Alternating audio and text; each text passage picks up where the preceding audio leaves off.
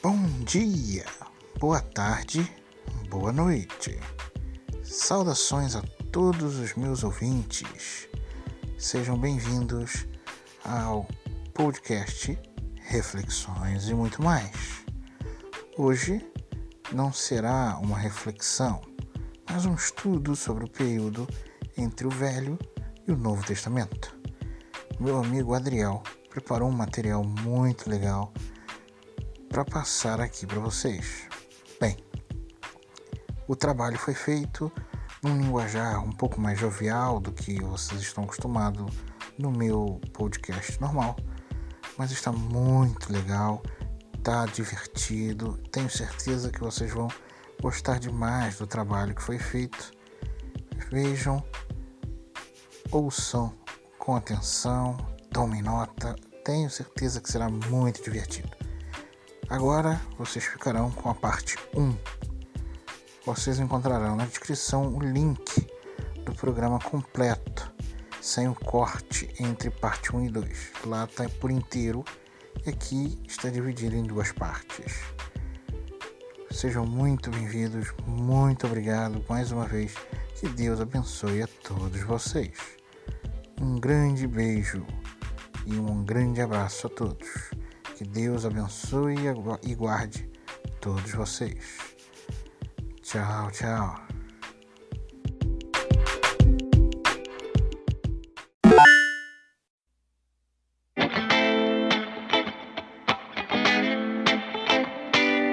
Povo de Deus, eleitos do Senhor, estamos aqui reunidos para mais um podcast Mais Que Vencedores e hoje com um assunto muito importante, tudo o que você precisa saber antes de ler o seu Novo Testamento.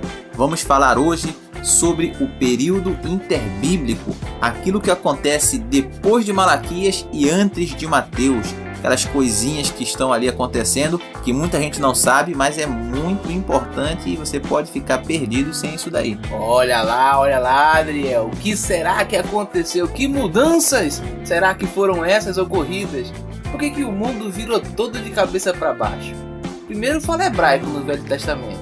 E quando chega no Novo tá falando em grego? O pessoal o pessoal escreve em grego? Primeiro você tem só os profetas e sacerdotes. Depois você tem fariseu, saduceu.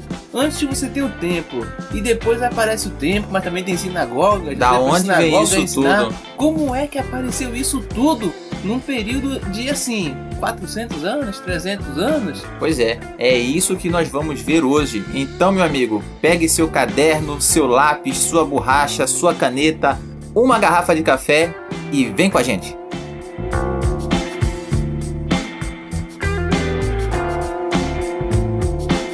Muito bem. Então, para começar, por onde a gente começa? Bom, por onde a gente começa? A gente começa do início. Vamos lá. No princípio... Criou, né?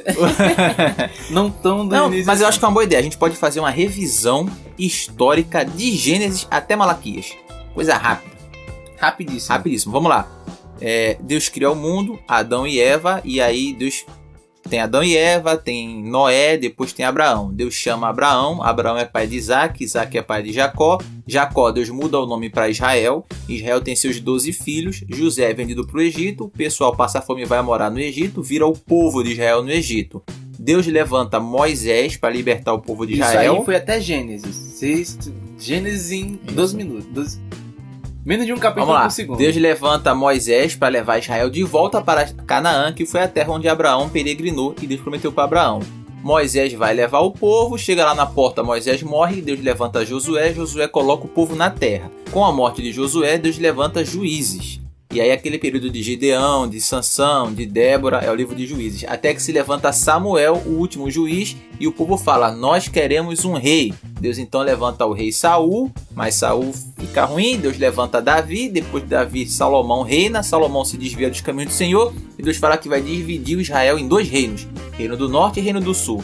Reino do Norte fica com o nome de Israel e fica com 10 tribos. Reino do Sul fica com o nome de Judá e quem fica reinando lá são os filhos de Davi. Isso. Certo? Esses 2 reinos, Israel e Judá, seguem de forma paralela, cada um tem os seus reis. E o reino do norte de Israel sempre desobedeceu a Deus. E por fim, para castigar eles, Deus permite que eles sejam invadidos pela Assíria. Assíria. A Assíria leva eles cativos, a Assíria leva um monte de pessoa para morar lá, esse povo se mistura lá e desse povo misturado surgem os samaritanos. Uhum. Esse povo misturado surgem os samaritanos. Inclusive a capital do Reino do Norte era Samaria e a capital do Reino do Sul, Jerusalém. O Reino do Sul, enquanto isso, dura um pouquinho mais porque as pessoas obedeciam mais a Deus lá, mas acabam desobedecendo a Deus e são levados cativos pela Babilônia. Só que eles são levados cativos para a Babilônia, mas eles voltam do cativeiro babilônico. E aí eles reconstroem o templo e encerra aí o Antigo Testamento lá em Malaquias, depois de Esdras e Neemias, quando se constrói o templo. É assim que termina o Antigo Testamento. Muito importante aí no final é o seguinte: os assírios se levantam para castigar o Reino do Norte e aí depois Deus castiga os assírios. A Babilônia destrói os assírios e também pega o povo de Judá. E aí depois a Pérsia destrói a Babilônia lá com Daniel. Se você não viu o podcast sobre Daniel e sobre escatologia bíblica, a gente fala um pouquinho de Daniel lá. Isso. Daniel tem uma das visões que Daniel tem na mão escrevendo na parede, né? A mão escrevendo na parede. Sim. E aí é quando os persas invadem então a Babilônia. Nós falamos sobre a estátua, sobre o sonho de Nabucodonosor. Isso. Os persas invadem então a Babilônia. E aí quando eles estão na Babilônia, eles libertam os judeus para eles poderem voltar. Eles voltam e constroem o templo deles. Por isso que no Novo Testamento você escuta falar muito de judeu. Judeu. E não de israelita. E não de israelita, porque agora como o povo que sobrou foi o povo de Judá, pegou o nome de judeu. Sim. Exatamente. Só por isso. Não sei, veremos. Vamos ver. Veremos. Certo? Então isso aí é um resumo. Sim. Um resumo da história. Resumo da história. Então, um fato importante. Quando o povo foi levado para a Babilônia, eles ficaram longe do templo. Isso. E aí eles não tinham mais como oferecer os sacrifícios. Nem como fazer as ofertas de paz, as orações, as coisas todas que eles faziam. E aí lá eles criam a sinagoga. O que era a sinagoga? Era um local, né? Nem sempre era um local, às vezes era reunido em casas. Mas a sinagoga era isso, era um local onde as pessoas se reuniam para estudar a lei de Deus. Já que eles não podiam fazer os sacrifícios, eles se reuniam num lugar. A palavra sinagoga vem do grego, vem de duas palavras.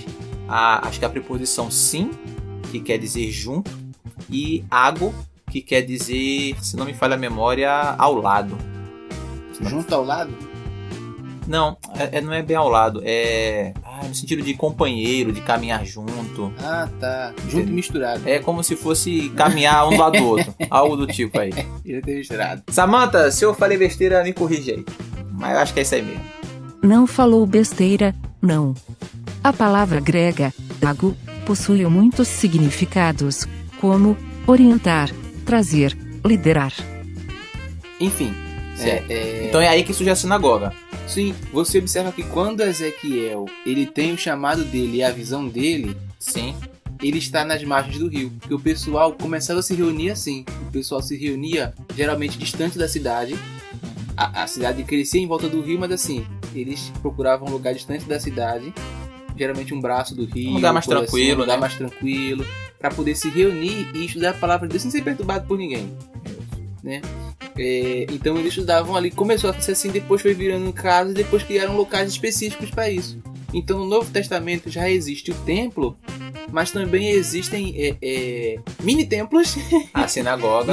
Não eram mini-templos porque não haviam sacrifício na sinagoga. Não podia haver. Não haviam cerimônias religiosas na sinagoga. A sinagoga era um lugar que tinham escritos e cópias de textos bíblicos e que as pessoas se sentavam para poder ouvir mestres da lei. Era um lugar só para estudar ouvir doutores da lei, pessoas que passavam tempo estudando a lei e que queriam explicar para o povo.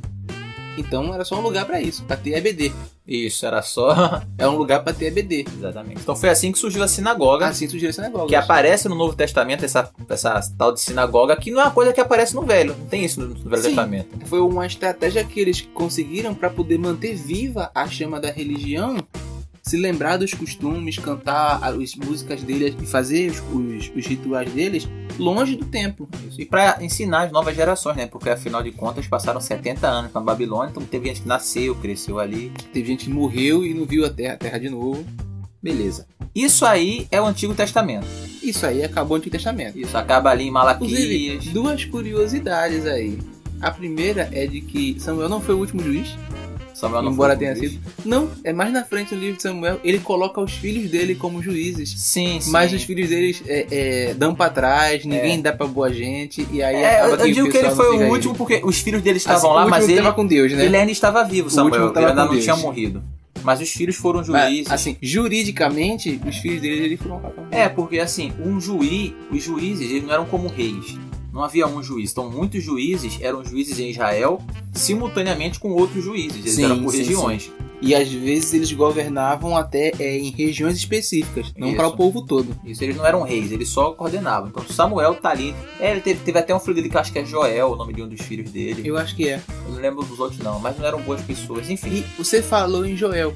A gente vai falar de 400 anos de silêncio da parte de Deus. Porque ali, do final de Malaquias, de quando Malaquias foi escrito, Isso. até quando... Jesus Cristo Até chega, o nascimento de João Jesus Batista, Cristo, aliás, isso. João Batista, até a história de João Batista, né? porque Até o ele foi o nascimento último de... profeta, assim. Até o nascimento de Jesus ali. Do nascimento de Jesus, bem mais próximo. ou menos, até Malaquias, são um período de cerca de 400 anos. Isso.